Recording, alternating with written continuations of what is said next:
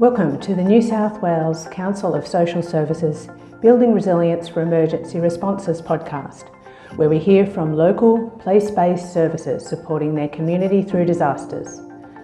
Nunjajajam, Riverstone Neighbourhood Centre, Muslim Women Australia and the Family Place Maruya share their stories of leadership, innovation and commitment needed in difficult times. Hello, I'm Prabha from the New South Wales Council of Social Service. Today's podcast is the second in a series of interviews that we are conducting with our member organisations about their work during the bushfires, floods and COVID emergencies our state has been experiencing since 2019. Today, I'm speaking with Angela Van Dyke, the CEO of Riverstone Neighbourhood Centre and Community Aid Service, an organisation based in the heart of Sydney's northwest growth area. Angela has lived and worked in Western Sydney and southwestern Sydney for over 30 years, and this has fueled her passion for social justice and health equity. Hi, Angela. Hey, how are you? I'm going to start by asking you to tell us about yourself and the work of Riverstone Neighbourhood Centre.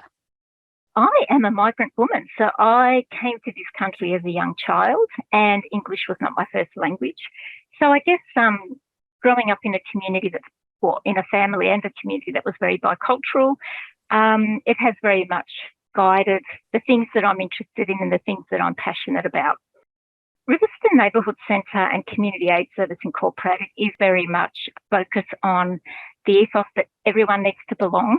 We do an awful lot of work that's very fun orientated. So there's a lot of events, there's group activities, there's age programs, there's youth programs. And then we also work at the very pointy end. So people who are particularly vulnerable at different points in their life. So whether it's homelessness, domestic violence, youth homelessness, mental health, seniors who find themselves suddenly in very precarious positions, people with addictions, people involved with the justice system, and not surprisingly, when disasters hit in communities.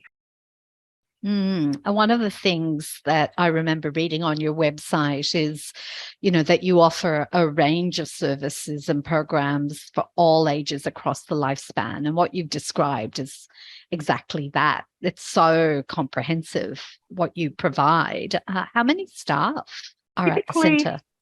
Typically 13 part-timers and typically double the number of volunteers. And being in the northwest, we're talking about 300% population increase for our community, which is significant. We are seeing the impact of that population growth on the demand for our services. Our local neighbourhood centre really is a bit like the heart of a community. It's a place where people come for lots of different reasons. A lot of our work is very much funded by government, so state and federal agencies. And that's really critical work that actually helps people get over what I call the speed humps in life. But we are also reaching out a lot more to private businesses and working with other charities and donors and sponsors to value add to that funding. Certainly in the last 2.5 years with the disasters we've seen, the work that we've achieved and the outcomes we've achieved would not have been possible, one, not only without that government funding, but also the co-contributions that's been given by community and business. Given the breadth of your work, how were the communities and people who you work with impacted by the disasters that we've seen in New South Wales over the last few years? If I start with COVID, for example, 2020, we had a case before the nation caught up with COVID. That had a significant impact on our community. Obviously, we had to pivot within 24 hours. I don't think any of us were truly ready for what was coming. We were working remotely within 48 hours. Our thinking was, this is risk management, workplace health and safety. We know it inside out. We know how to use the system. We will use this to develop our response. In that first day, we had everybody sent home. Everyone was working to learn the remote work access mode. Mobile phones purchased for everybody, contacting all our clients and the groups, all the hirers in our halls. And really then the focus was, how do we get some programs running in the remote space, helping people and community and bringing them on the COVID safe journey. How did that impact on the work that you do? the pivoting to the online world very quickly was a challenge. We found ourselves switching the nature of our work and really focusing on things like organising shopping for people who didn't have access to online mechanisms to shop. We had online programs for our families and children at preschool age. We had every week 2 online exercise classes for our seniors that kept people healthy and well and connected. And I think what we saw gradually over time was a real fraying and disconnect between social connection with people, how to engage with each other, poorer outcomes for physical health. So we've seen our clients deteriorate with their health and their capacity, but we've also seen significant deterioration in mental health. When you're talking about those mental health and physical health deterioration, are you thinking more about older Australians? Are you thinking across the board? The impacts to people has been across all ages. For our preschool age children families, children who had not had the social connection, the getting readiness for school, the gross motor skills, communication, the parents that have struggled, who've not been able to get the supports they need, right through teens.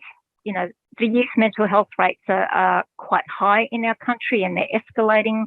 And certainly in our older people, we've seen serious decline in their physical health and their mental health. I'm wondering if you can tell me a little bit more about other groups that you ran, particularly for those who were vulnerable, and how you delivered those resources. So we found ourselves having to find very creative ways of delivering services during COVID. Certainly last year, we were in lockdown in Sydney for almost 5 months. It was quite a long lockdown. So I guess for us, it was thinking about what is it the community is really needing at this point in time. There was a lot of work for our most vulnerable because, you know, despite COVID, things happened in people's lives. They did become homeless. There was violence in the home. There was issues with addiction. There were issues with penalties and court systems. We were hearing a lot from people that they just felt disconnected from other human beings and they couldn't participate in their regular activities. So it was really trying to find ways to connect with people who needed it most, and that people were wanting to be able to participate in things, but often there were fees. So our focus was really offering those opportunities, working with different partner specialist agencies and being able to offer it for free. Can you give an example of the sorts of things you offered? We offered online family boot camp. We had activities, crafty type things, wellness programs, parenting programs. And one example that I really would like to highlight, because I'm so proud of it, is NAIDOC.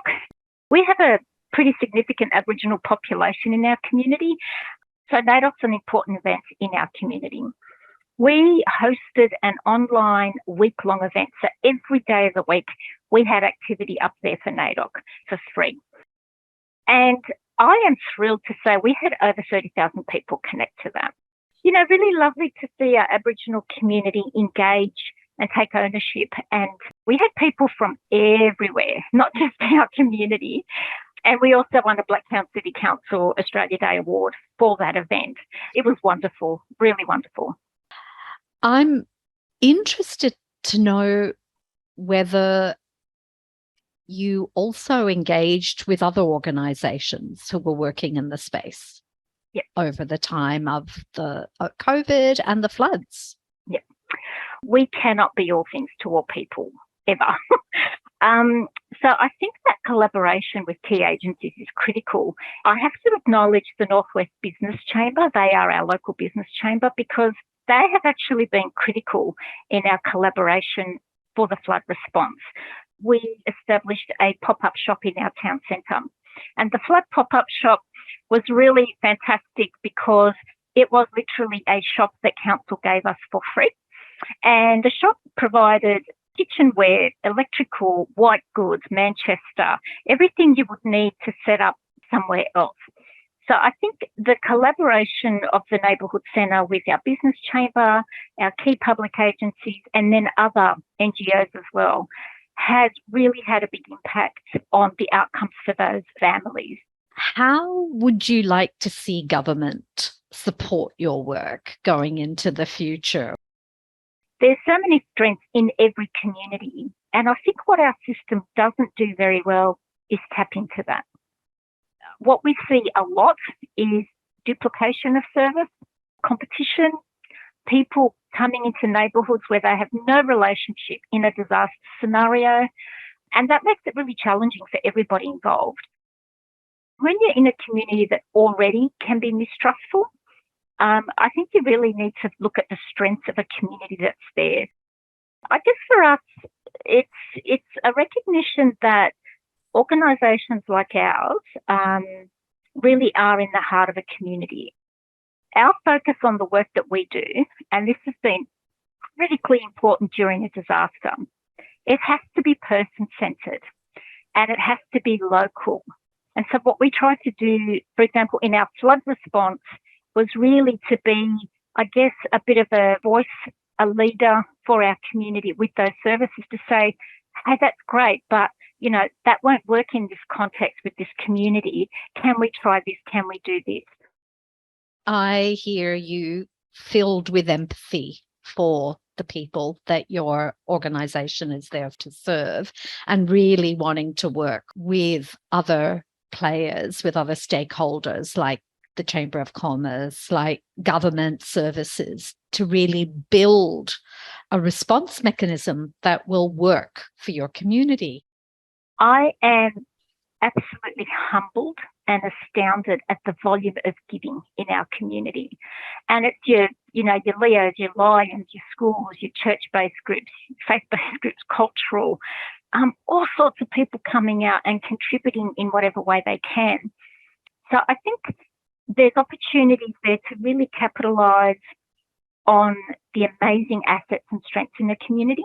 But that community will then tell you what you don't know. That community will tell you how it can work for them. And I guess the challenge is how flexible can our disaster responders, the system, be? Blacktown City has some pretty big clubs just down the road who are keen to engage. Why aren't we working together to try and problem solve and find solutions?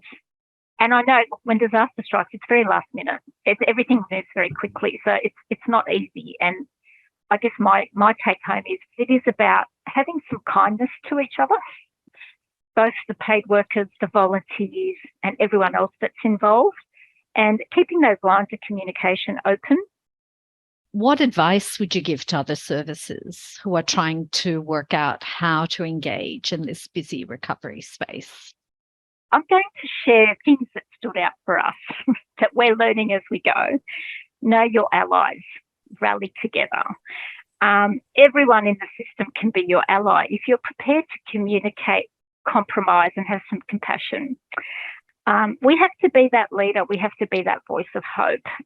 We may not be big organisations and we may not be the ones known as having a key role in something, but it actually doesn't stop us from stepping into that role in a positive way and getting people around us. Our thing has been, and I'll leave you with this message, Prabha, focus on what we can do. Don't focus on what we can't do. Focus on how do we make that happen together. And if it's not local, you're going to struggle. Angela, it has been absolutely inspiring to talk with you. Thank you so much for sharing your experience with us today. Thank you so much for your time and for listening. Have a great day. We thank our podcast guests for their time and valuable insights. The New South Wales Council of Social Service Building Resilience for Emergency Responses podcast was made possible with funding from the New South Wales Government's Social Sector Transformation Fund. For more podcasts, case studies and disaster resilience tools for your service, visit the Building Resilience for Emergency Responses webpage on the NCOS website, www.ncos.org.au.